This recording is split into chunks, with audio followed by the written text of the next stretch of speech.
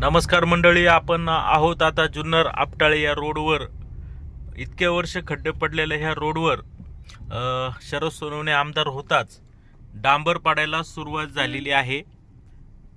तसेच जी प्रलंबित रस्त्याची कामं होती तालुक्यातील ती देखील वेगाने करण्यास सुरुवात झालेली आहे.